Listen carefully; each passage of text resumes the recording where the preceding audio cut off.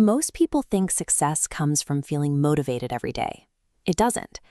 This video explores why consistency beats motivation almost every time, and how tiny, repeated actions quietly reshape confidence, discipline, identity, and long-term success.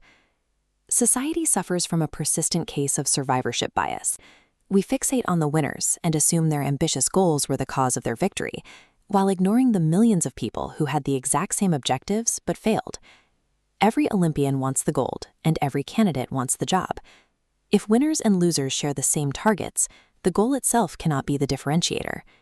Elite coaches understand this distinction.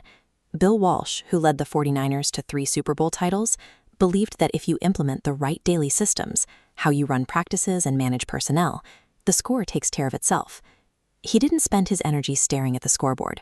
He focused entirely on the system of daily practice. The danger is relying on the hot, impulsive emotional system to drive these massive goals. This part of our brain prioritizes immediate comfort and often views high-effort tasks as a threat to be avoided, making motivation a highly unreliable fuel. Achieving a goal through a temporary burst of motivation is only a momentary change.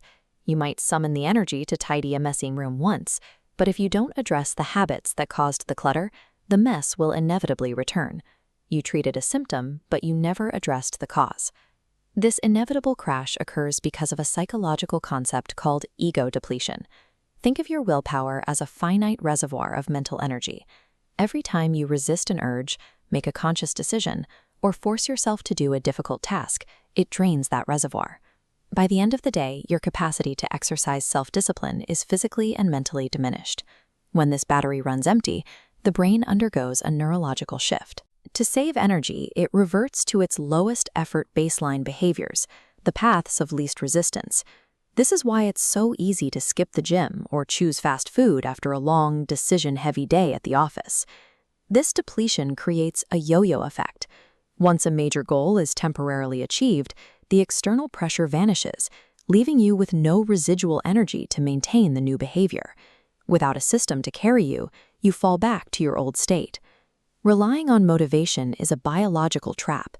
It is a high-cost strategy that guarantees eventual burnout when your finite mental resources inevitably run dry. To achieve lasting change, you have to move from a fragile willpower battery to a robust power grid. Your brain actively wants to conserve cognitive energy, and it does this through automation. As an action is repeated, the brain undergoes a handover of power. The behavior moves from the conscious prefrontal cortex, which handles effortful decisions, to the automatic basal ganglia, which handles routines without requiring conscious thought. This transition takes time.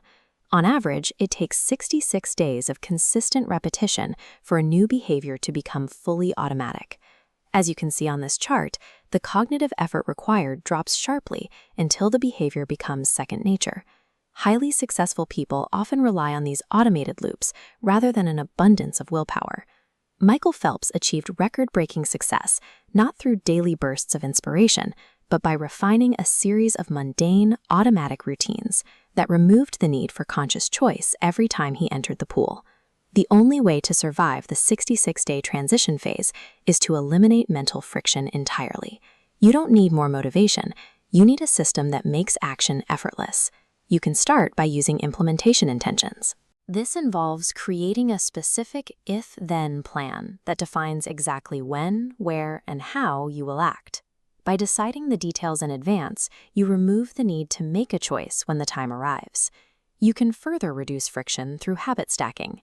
This technique anchors a new, fragile behavior to a rock-solid routine you already perform every day, such as practicing gratitude while you brush your teeth. To truly bypass mental resistance, the action must be aggressively scaled down. This is the core of behavior design, making the requirement so small that it is impossible to fail. If you want to build a running habit, ignore the 5-mile goal. Focus solely on the micro-action of putting on your shoes. Shrinking the action to a comically small size allows you to begin without triggering the hot emotional system's avoidance response. By making the task trivial, you bypass the psychological resistance that usually leads to procrastination, making execution frictionless. This process relies on a principle called shaping. It recognizes that gradual, imperfect adjustments to your behavior are more sustainable than demanding instant total perfection. You must avoid the trap of black and white thinking. Missing a single day does not destroy your system or permanently reset your 66-day habit timeline. The brain is capable of picking up where it left off. In exactly 6 minutes, we are going to use the framework from James Clear's Atomic Habits to build a daily action plan guaranteeing your progress. To start, you will need a pen and a blank piece of paper. At the very top of that page, write down one specific, long-term goal that has been frustrating you. Extracting this single goal out of your mind and onto paper is the first step in dismantling it. It is difficult to analyze a problem while it remains an abstract thought. Look at that goal on your paper. Now, physically cross it out and write the word system in large letters directly underneath it. Goal setting is prone to survivorship bias. As a society, we focus on the rare individuals who win, while ignoring the vast majority who share the same objective but still fail. Consider that every single athlete at the Olympic Games shares the exact same objective. They are all there to win a gold medal. Since successful and unsuccessful people share the same goal, the objective cannot be the thing that differentiates the winners. The actual variable is the daily system they follow. The mechanism of success is contained entirely within the daily routine. In this framework, the finish line is effectively irrelevant to the progress being made. Underneath the word system, write down the specific bad habits currently preventing you from making progress. If you have a messy room, a sudden burst of cleaning will create a spotless space, but that result only lasts for a day. If you maintain the same sloppy habits that led to the mess, the clutter will inevitably return. Treating the symptom without addressing the cause guarantees a reversion to the old state. Achieving a standard goal is a momentary change in your results. It provides a temporary outcome without changing the underlying behavior. System change focuses on daily inputs, like the habit of putting items away immediately. This approach creates a permanently clean environment as a byproduct of the system. On your paper, write down the single daily input you must change to address the root cause of your previous failures. Fixing your daily inputs automatically corrects your long-term outputs.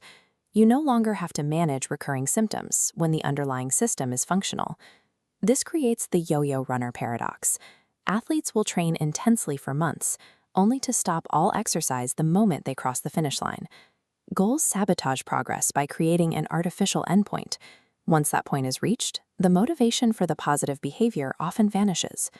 The antidote is to fall in love with the process of the activity, rather than the final product of the event. Write down how you will maintain your targeted behavior indefinitely, making sure to omit any specific end date. Long-term thinking is goalless thinking. It is a commitment to a cycle of refinement designed solely to keep you playing the game. Examine your drafted system. Verify that there is no hidden metric or finish line attached to these actions. If your system is eating healthy until I lose weight, you have written a disguised goal. A true system is simply eating a serving of vegetables with every meal. An actionable system must be a repeatable daily input that you can execute unconditionally today.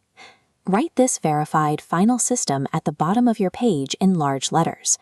This finalized sentence moves you from being someone wishing for an outcome to someone executing a process.